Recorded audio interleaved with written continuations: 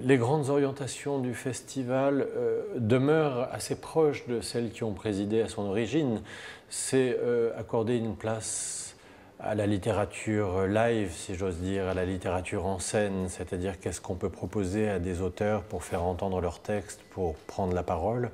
Alors ça veut dire qu'il y a beaucoup de croisements artistiques entre la littérature et la musique, entre la littérature et l'image, entre la littérature et la voix. C'est vraiment la façon de parler de l'écriture, de la littérature de façon vivante, comme un art. Si bien qu'il y a beaucoup de formes qui se conjuguent. On va ouvrir le festival avec un bal littéraire qui se tiendra à la Gaîté Lyrique, où là le principe c'est que des auteurs se réunissent et écrivent une sorte de roman feuilleton, et chaque épisode du feuilleton qui dure quelques minutes se termine par le titre d'une chanson très connue.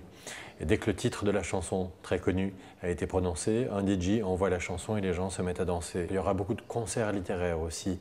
Ça, c'est l'idée de détourner un artiste de la scène musicale et de lui donner une sorte de carte blanche. Alors ça veut dire concrètement qu'on aura cette année Bertrand Belin qui va travailler autour d'un poète qui s'appelle Christophe Tarcos.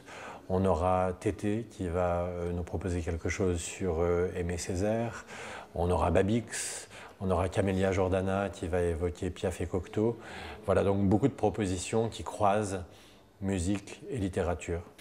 Autre temps fort, une lecture dessinée. Des auteurs de bandes dessinées, de romans graphiques qui viennent lire leur travail sans le montrer. Donc à la fois ils le lisent et ils décrivent le dessin. Tout ça avec un petit peu de musique aussi. Parmi les autres temps forts, je pourrais parler de la nuit acoustique. Ça, c'est quelque chose qui est dérivé de quelque chose que je fais ici, qui sont les siestes acoustiques, musicales et littéraires. Le principe, des musiciens, des chanteurs, des auteurs, ils jouent en alternance une chanson, un texte qui rentre en résonance avec la chanson. Et tout ça, pourquoi ça s'appelle sieste? Parce que le public est allongé sur le plateau, avec une lumière extrêmement tamisée, et tout est en acoustique. Voilà, c'est un mode d'écoute particulier où on est presque dans la pénombre, on est presque dans le noir, on est allongé et on a une écoute décuplée de ces croisement entre chanson et texte. Alors ça existe, je le fais régulièrement à la Maison de la Poésie. Pour Paris en toutes lettres, on va lui donner un autre format. La sieste devient nocturne, c'est une nuit. Ça démarre à 22 h jusqu'à minuit, ensuite il y a une pause, et puis il y a un deuxième set jusqu'à 2-3 h du matin.